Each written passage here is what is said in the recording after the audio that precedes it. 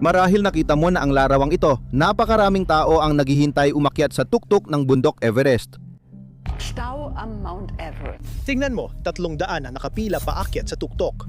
Ang linya ng mga Indian sa tuktok ng bundok Everest. Ang kamanghamanghang larawang ito ay kuha ng proyektong ito. Alam mo ba na ang lalaking nasa likod ng larawang ito ay isang maalamat na umaakyat ng bundok at humarap sa matinding kontrobersya?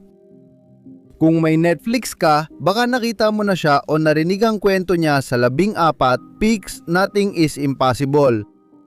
Sa mga nakaraang taon, may mga alegasyon at tanong tungkol sa mountaineer na ito. Isa ba siyang bayani na dapat ipagdiwang o isang hindi ganap na naunawaan sa gitna ng komplikadong pangyayari? Mula sa world record, matinding drama sa Everest at seryosong alegasyon, panuurin hanggang dulo at mapasya kung ano ang tingin mo kay Nimsdai Purja, ang malamat at kontrobersyal na hari ng pag-akyat.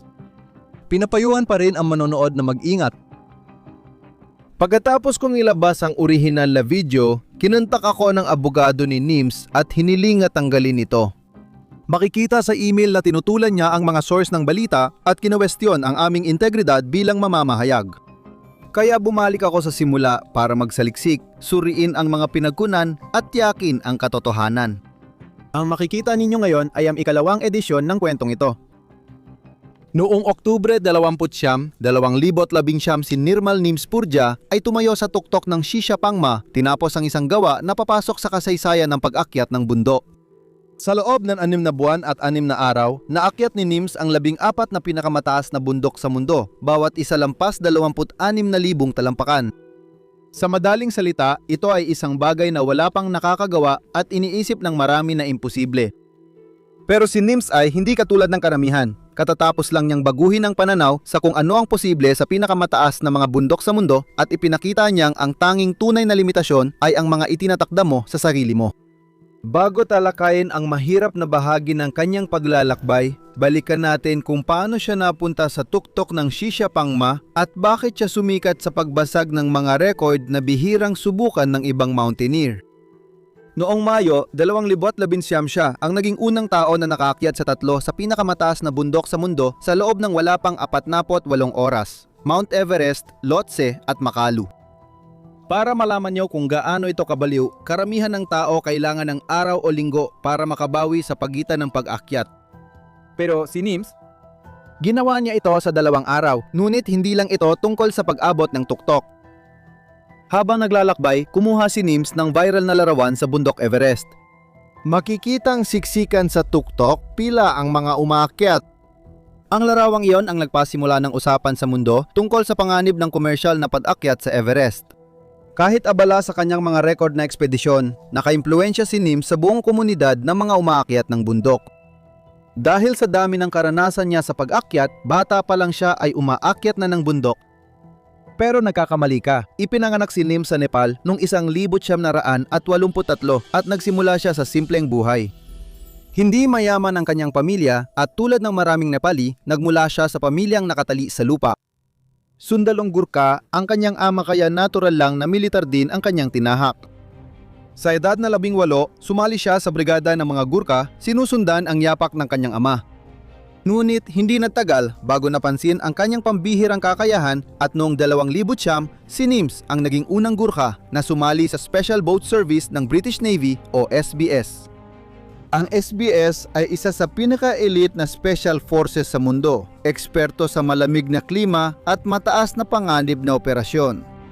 Dito hinasa ni Nims ang tibay ng isip at katatagan na naging tatak ng kanyang karera sa pag-akyat ng bundok at naghulma sa kanya bilang alamat ng makabagong panahon. Aabutin pa ng ilang taon bago mapunta si Nims sa gitna ng nakakagulat na kontrobersya. Halos 10 taon naglingkod si Nims sa SBS at sumali sa mga misyong hindi niya pwedeng ikwento. Dahil dito, iisipin na lang nating delikado ang mga yon. Binanggit niya ang mga panganib na naranasan tulad ng pagkapinaputukan at pagkasugat habang nasa operasyon. Noong 2018 na mabigyan siya ng pagkakataong sumali sa Special Air Service, gumawa si Nims ng di inaasahang desisyon. Umalis siya sa militar. Kadalasan, hindi madaling iwan ng tao ang pensyon at karerang magpapabago ng buhay sa sandatahang lakas. Narinig ni Nims ang tawag ng mga bundok kahit baguhan pa siya bilang full-time mountaineer. Noong 2012 unang naabot niya ang tuktok ng Labuch East, isang mas maliit na bundok sa Himalayas, ngunit simula pa lang ito. Patuloy niyan hinarap ang mga hamon ng matataas na bundok. Noong 2014, naabot niya ang tuktok ng Dhaulagiri, isang 8,000 metrong bundok sa loob ng 15 araw at nagtakda ng bagong pamantayan. Noong 2016, unang naabot ni Nims ang tuktok ng Everest at nagsimulang mangarap ng higit pa. Dito pumapasok ang Elite Exped. Itinatag ni Nims ang Elite Exped noong 2017 para ibahagi ang pagmamahal niya sa bundok at dalhin ang kanyang kakaibang estilo ng pag-akyat sa mga gustong subukan ang kanilang hangganan. Hindi lang tungkol sa guided climbs ang Elite Exped. Tungkol ito sa pagtuturo sa mga umaakyat kung paano lampasan ang kanilang inaakalang kaya nilang gawin. Kasama sa team ni Nims ang mga top elite Sherpa tulad ni Mingma David Sherpa at Mingma Tenzing Sherpa. Kasama sila, hindi ka lang umaakyat ng bundok, natututo ka rin kung paano mapagtagumpayan ang mga ito. Si Nims mismo ang nangguna, hindi lang siya gumabay sa iba. Ang personal na karanasan at tagumpay ni Nims ang nagdala sa kanya ng mataas na respeto sa mundo ng pag-akyat ng bundok. Lahat ng ekspedisyon ay maingat na pinlano at isinagawa, inuuna ang kaligtasan, eksaktong aksyon at hamon. Mula pag-akyat sa Everest at kadalawa hanggang pamumuno sa mga lakbay sa hindi kilalang tuktok, itinatag ni Nims ang Elite Exped para mag-alok ng natatanging pakikipagsapalaran. Hindi lang sa record at pag-akyat nagtapos ang tagumpay ni Nims. Noong Enero 2021, sina Nims at ang kanyang grupo na binubuo ng 10 Nepali na umaakyat ay gumawa ng kasaysayan sa pamamagitan ng unang matagumpay na pag-akyat sa K2 sa panahon ng taglamig, isa sa mga pinakamapanganib na bundok sa mundo. Oo, tama ang narinig mo, K2 sa taglamig. Ibang klase talaga yon kasi ang temperatura ay bumabagsak sa delikadong antas at maaaring itapong ka ng hangin mula sa bundok. Nagawa ng grupo, si Nims ang unang nakaakyat sa tuktok ng K2 sa taglamig nang walang karagdagang oxygen, isang halos imposibleng gawain para sa karamihan ng umaakyat. Sa kabila ng lahat ng ito, isang bagay ang nananatiling pareho kay Nims, ang paniniwala niyang walang imposible. Hindi lang ito isang slogan para sa kanya, kundi isang paraan ng pamumuhay. Kahit gaano pa katagumpay si Nims, dumaan siya sa kontrobersya at hamon sa mga taon na nagbigay ng ibang pananaw sa kanyang kwento. Noong Setyembre 2022, nagkaroon ng malagim na pagsabog, pagkawala ng buhay at pagtatalo sa isang residente ng Kapand, Nepal. Narito ang nangyari. Noong Setyembre 21, 2022, isang malaking sunog ang tumupok sa isang bahay sa Kapand, kung saan ang kumpanya ni Nims na Elite Exped ay umupa ng unang palapag para gawing opisina. Sanhi ng sunog ang pagsabog ng mga nakaimbak na gas canister sa opisina. Nakakawasak ang aksidentang pagsabog. 3 tao ang nasawi, may mga nasugatan pa at ang residente ng bahay si Tangka Gising kasama ang kanyang pamilya ay nawala ng tirahan. Sabi ni Gising, nawasak lahat ng kanilang ari-arian sa loob ng ilang oras. Napilitan siyang tumira sa isang tent kasama ang kanyang pamilya matapos ang pagsabog. Dito naging komplikado ang lahat. Sinabi ni Gising na sanhi ng kapabayaan ng Elite Exped ang pagsabog at umaasa siyang babayaran siya ni Nims at ng kumpanya sa mga nawala sa kanya. Ang pinsala sa ari-arian pa lang ay tinatayang nagkakahalaga ng mahigit 50 milyong Nepalese rupees. Katumbas yon na humigit kumulang $375,000. Mukhang bukas si Nims sa pakikipag-areglo at nag-alok kay Gising ng 10 milyong Nepalese rupees na babayaran sa 4 na hulog. Gayunpaman, inaangkin ni Gising na binawi ni Nims ang alok kalaunan kaya't naiwan ang pamilya sa mahirap na kalagayan. Hindi lang naman tungkol sa pera ito. Ayon kay Gising, nagsimula pa raw siyang takutin ni Nims mula sa UK, hinahamon siyang magsampa ng kaso kung gusto niya. Sabi pa ni Gising, tinago ng Elite Exped ang mga gas canister sa kanilang ari-arian nang hindi niya alam na lumalabag sa safety protocol at batas ng Nepal. Si Nims naman may ibang pananaw. Sinabi niyang mula umpisa pa lang ay nakikipag-ugnayan ng Elite Exped kay Gising para maghanap ng solusyon. Sa social media, sinabi ni Nims na nag-alok ang kanyang kumpanya ng kabayaran na katumbas ng $750,000 sa rupiang Nepales. Ngunit tinanggihan ito ni Gising. Giit ni Nims, hindi obligadong magbayad ang Elite Exped ayon sa batas, pero sinisikap pa rin nilang ayusin ang sitwasyon dahil sa mabuting kalooban. Ayon kay Nims, hindi totoo ang mga paratang na iniwan niya ang mga biktima at tumakas. Sinang-ayunan ni Mingma David Serpa, kasosyo at kapwa may-ari ng Elite Exped kay NIMS, ang pahayag na ito. Sinabi niyang gumagawa ng paraan ang kumpanya para maresolba ang issue. Gayunpaman, hindi sapat para kay Gising ang alok na ginawa nila dahil iginiit niyang kailangan niya ng mas malaking halaga ng pera upang muling buuin ang kanyang buhay. Pinalala pa ni Gising ang sitwasyon nang akusahan si NIMS na ginagamit ang larawan ng nasunog niyang bahay para mangalap ng donasyon mula abroad na di umano'y para sa kampanya sa paglilinis ng bundok. Lalong napalala ng paratang na iyon ang relasyon ng dalawang panig. Nagdulot ito ng matinding galit sa Nepal, lalo na sa komunidad ng Sherpa at mga aktivistang panlipunan. Isang artikulo mula Nepali Press noong Hunyo 2024 ang nagbunyag ng mahahalagang detalye. Taliwas sa mga naunang ulat, may insurance si Gising sa kanyang bahay kahit na una itong naiulat na wala siya nito. Ayon sa desisyon ng High Court na pumabor kay NIMS, tila si Gising ay nagnanais ng mas malaking kabayaran mula sa trahedya. Bagamat komplikado, ang kontrobersyang ito ay bahagi lang ng mas malaking kwento ni NIMS.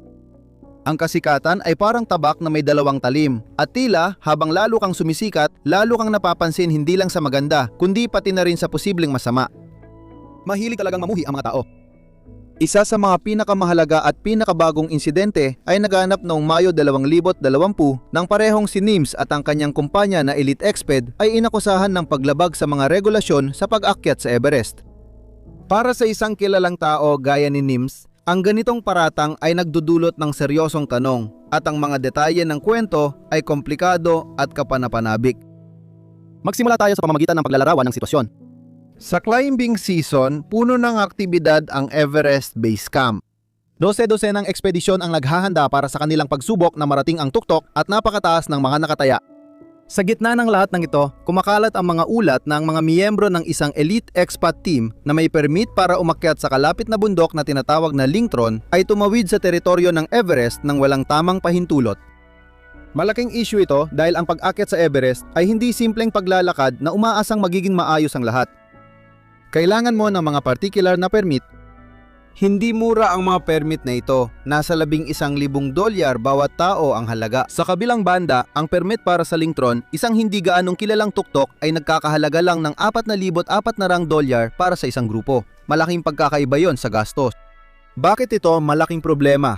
Ayon sa ilang hindi pinangalan ng saksi, imbes na manatili sa rutang Lingtron, may mga umaakyat na di umano'y tumawid papuntang Everest sa Khumbu Icefall.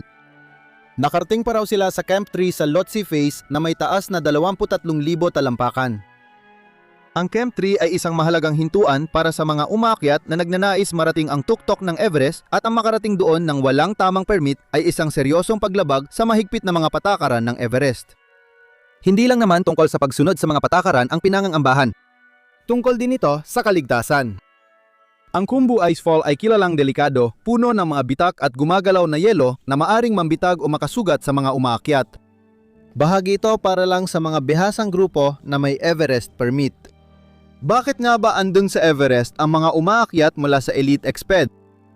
Ayon sa ilang ulat, ginagamit nila ang mas matataas na kampo sa Everest para sa aklimatisasyon bago umakyat sa mga lugar gaya ng Lingtron. Sa pamamagitan ng pagtigil sa mas matataas na lugar, binibigyan ng mga umaakyat ang kanilang katawan ng pagkakataong mag-adjust sa manipis na hangin na maaaring magbigay sa kanila ng kalamangan kapag sinubukan na nila ang aktual na pag-akyat. Bawal gamitin ang ruta ng Everest para sa aklimatisasyon nang walang permit ayon sa mga regulasyon ng pag-akyat sa Nepal. Mabilis na itinanggi ng NIMS at Elite Exped ang paratang. Naglabas sila ng pahayag na nagpapaliwanag na dalawa lamang sa kanilang miyembro, sina Robert Hutchinson at Caleb Perez, ang may valid na permit para sa Everest. Sabi nila, ang natitirang miyembro ay nagsasanay lang sa base camp para sa pag-akyat sa Labuche East, hindi sa Everest. Mas kumomplikado ang kwento nang sumali ang isa pang expedition company. Lumabas na sina Hutchinson at Perez ay kasama sa permit ng 7 Summit Treks at ang Elite Exped ay nakipag-ayos sa tinatawag na kasunduan sa pagbabahagi ng permit. Madalas itong ginagawa kapag mga climber mula sa ibang grupo ay sinasama sa permit ng iba para masulit ang group limits. Legal man ang kasunduan, hindi nito nilinaw kung bakit may ibang miyembro ng Elite Exped na umano'y nasa Everest nang walang tamang mga permit. Habang nangyayari ito, nakialam ang Department of Tourism ng Nepal at nagbukas ng opisyal na investigasyon. Ayon sa mga opisyal, ang Expedition Monitoring and Facilitation Field Office o EMFO sa Everest Base Camp ang mamamahala sa investigasyon, mangangalap ng ulat mula sa mga saksi at susuriin kung talagang lumampas na sa hangganan ang elite exped sa literal at pasalinghagang paraan. Pagkatapos ng mga ulat na yon, lumitaw pa ang isang seryosong paratang na direktang kinasasangkutan si Nims. Sabi ng mga saksi, sumakay si Nims ng helicopter mula Kathmandu diretso sa Camp 2 sa Everest. Kung alam mo ang tungkol sa Everest, bawal ang paglipad ng helicopter lampas base camp maliban sa emergency. May ilang dahilan kung bakit ganito. Una, ligtas lang lumipad ang helicopter hanggang sa tiyak na taas dahil sa manipis na hangin at hindi tiyak na panahon sa matataas na lugar na nagdudulot ng panganib sa paglipad at paglapag. Pangalawa, ang paggamit ng helicopter para lampasan ng mahihirap na bahagi gaya ng Khumbu Icefall ay taliwa sa diwa ng pamumundok. Hindi lang marating ang tuktok ang hamon ng Everest. Tungkol ito sa pagdaig sa mga panganib sa daan. Ayon sa mga ulat, sumakay si Nims ng helicopter sa Kathmandu, lumipad papunta sa maliit na bayan ng Lukla kung saan bumaba ang kanyang mga pasahero at pagkatapos ay nagpatuloy siyang mag-isa papunta sa Camp 2. Ayon sa ulat, lumagpas ang flight sa Everest Base Camp at dumiretso sa Camp 2 para salubungin ni Nims ang team at maghanda para sa pagtatangkang marating ang tuktok. Hindi lang ito nagtaas ng mga tanong tungkol sa etika, kundi nagdulot din ito ng mga alalahanin tungkol sa kaligtasan at pagiging patas.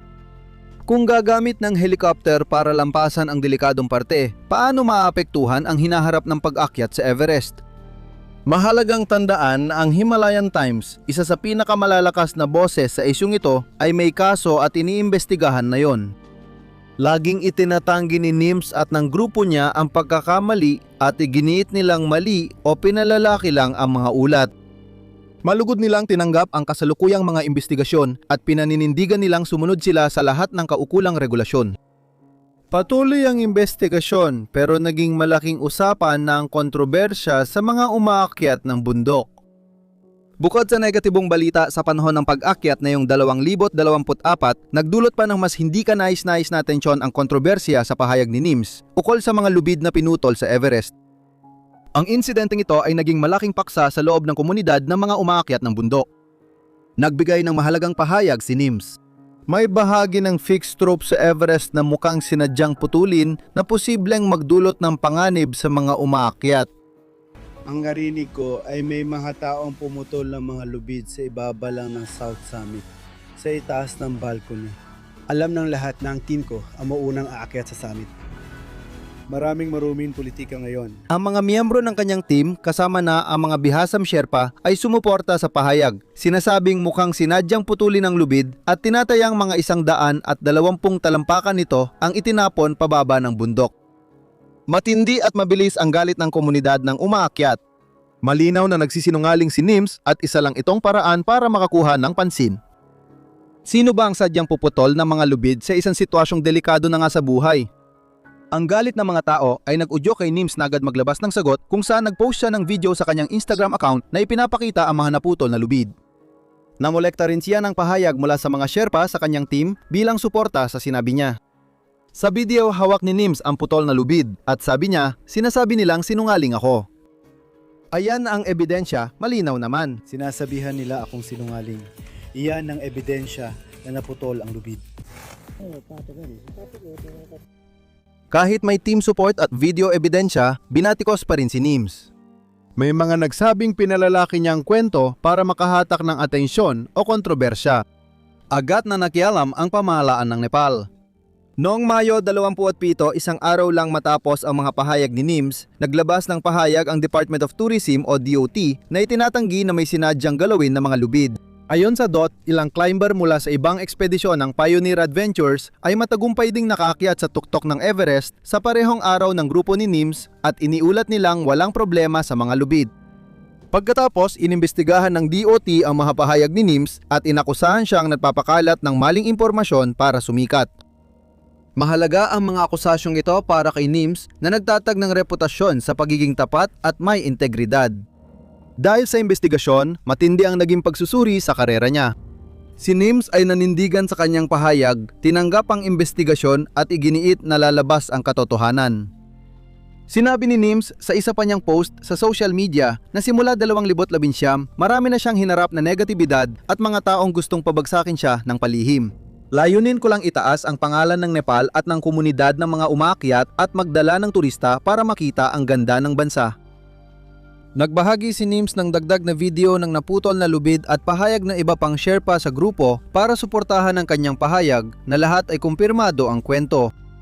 Mayroon akong ebidensya para patunayan ang iniulat, sabi niya. Umaasang mapawalang sala siya ng investigasyon.